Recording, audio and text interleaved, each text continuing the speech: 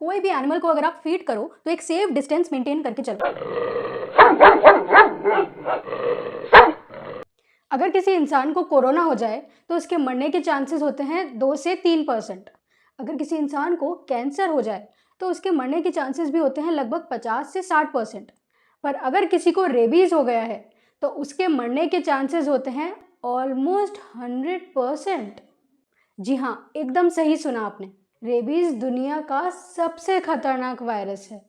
ये खतरनाक सिर्फ इसलिए नहीं है क्योंकि इंसान को मार कर छोड़ता है, बल्कि ये खतरनाक इसलिए है क्योंकि इंसान के दिमाग को पूरी तरह से टेक ओवर कर लेता है।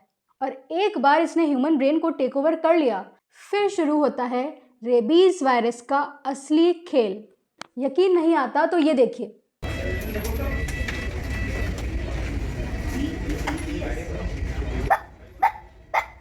ये थे हाइपरफोबिया के सिम्टम्स, जिसमें इंसान डॉग की तरह हरकतें करने लग जाता है और साथ ही उसे पानी से भी डर लगता है।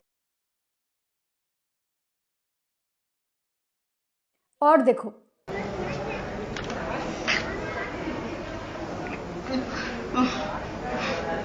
ये थे एरोफोबिया के सिम्टम्स, यानी इंसान को हवा से डर लगने लगता है। आज के इस शॉर्ट वीडियो में हम ये जानेंगे कि रेबीज वायरस कैसे बॉडी में एंटर करता है, एक बार बॉडी में एंटर होने के बाद ये कैसे ब्रेन को पूरी तरीके से हाईजैक कर लेता है, और साथ ही ये भी जानेंगे क्या इसका कोई इलाज संभव है। तो आइए शुरू करते हैं आज का वीडियो।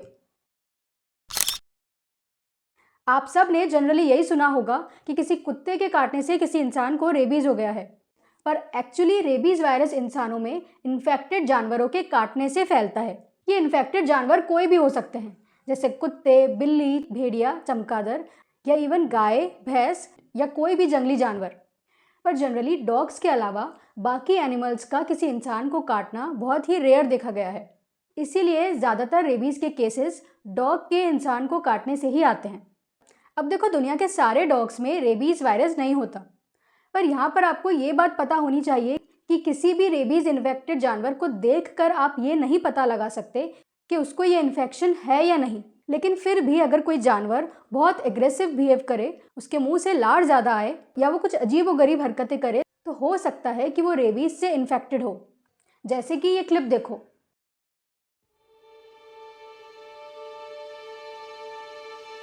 दरअसल रेबीज वायरस जानवरों के सलाइवा में होता है, और जब वो किसी इंसान को काटता है तो ये वायरस ह्यूमन बॉडी में एंटर कर जाता है। अब जैसे ही ये वायरस ह्यूमन बॉडी में एंटर करता है तो इसका पहला काम होता है अपनी बहुत सारी कॉपीज बना लेना, मतलब खुद को रेप्लिकेट करना। खुद को रेप्लिकेट करने के बाद ये वायरस ह्यूमन बॉडी के नर्वस सिस्टम में पहुंचता है। पेरिफेरल नर्वस सिस्टम से होता हुआ ये वायरस जाता है स्पाइनल कॉर्ड के एकदम सेंटर में। स्पाइनल कॉर्ड में ठंडे और गर्म को सेंस करने के लिए थर्मो रिसेप्टर्स होते हैं। ये टेम्परेचर चेंज को डिटेक्ट करके इस मैसेज को ब्रेन तक पहुंचाते हैं। ये वायरस स्पाइनल कॉर्ड के सेंटर में पहुंचते ही खुद की और भी ज़्यादा कॉपीज बना लेते हैं, और फिर शुरू होता है इस वायरस का ब्रेन तक पहुंचने का सफ़र। ब्रेन तक पहुंचकर ये पूरे ब्रेन को अपने कब्जे में ले लेता है और ब्रेन से होता हुआ बॉडी के बाकी ऑर्गन्स तक पहुंचता है और सबको इन्फेक्ट कर देता है। दरअसल रेबीज डिजीज़ के 3 मेजर फेजेस होते हैं। पहला फेज़ होता है प्रोड्रोमल फेज़। ये फेज़ 1 से 3 दिन तक रहता है, जिसमें फीवर, हेडेक या फिर उस जगह पे डिस्कम्फर्ट भी हो सकता है जहाँ पर एनिमल ने बाइट किया है। दूसरा फेज़ होता है फ्यूरियस फेज़, जो कि लगभग 2 से 7 दिन तक रहता है, जिसमें उस इंसान को पानी से, हवा से डर लगने लगेगा, वो एग्रेसिव बिहेव करने लगेगा और बात बात में उसे वहम होने लगेगा। और फिर आता है थर्ड फेज़, यानी पैरालिटिक फेज़, जिसे डम फेज़ भी कहा जाता है, जिसमें इंसान की बॉडी में प्रोग्रेसिव पैरालिसिस आने लगता है, और शुरुआत जनरली उस जगह से होती है जहाँ पर एनिमल ने बाइट किया होता है। फिर इवेंचुअली वो कोमा में जाएगा और लास्ट में रेस्पिरेटरी फेलियर की वजह से उसकी डेथ हो जाएगी। अब आप लोगों के मन में ये सवाल आ रहा होगा कि क्या इस बीमारी का कोई इलाज या फिर बचाव नहीं है? तो इसका जवाब है कि यस, सॉल्यूशन तो डेफिनेटली है, पर इसके लिए आपको 3 पॉइंट्स का स्पेशल ध्यान रखना पड़ेगा। तो ध्यान से सुनो। सबसे पहले, जिन लोगों के पास पेट एनिमल्स हैं उन्हें ये इंश्योर करना होगा कि उनके एनिमल्स को प्रॉपर वैक्सीनेशन मिली है या नहीं, और अगर नहीं लगी है तो अपने एनिमल्स को वैक्सीनेटेड कराना बहुत ज़रूरी स्टेप है।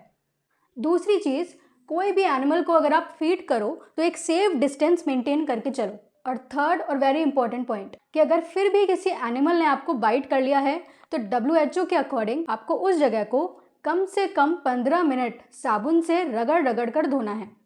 और बिना किसी देरी किए आपको जल्द से जल्द डॉक्टर के पास पहुंचकर सारे इंजेक्शंस लगवाने हैं जिससे ये वायरस ब्रेन तक नहीं पहुंच पाए। किसी भी एनिमल के काटने पर जल्दी से जल्दी इंजेक्शंस लगवाना ही इसका एकमात्र इलाज है। अगर आप खुद की और अपने परिवार वालों की सेफ्टी चाहते हैं और उन्हें इस डेडली डिजीज़ से अवेयर करना चाहते हैं तो ये वीडियो ज़्यादा से ज़्यादा शेयर कीजिए, क्योंकि शेयर करेंगे तभी लोगों में अवेयरनेस आएगी और उन्हें पता चलेगा कि सही टाइम पे क्या स्टेप लेना है। तो जल्दी से वीडियो को शेयर कीजिए, लाइक कीजिए और सब्सक्राइब करना तो बिल्कुल भी मत भूलिएगा।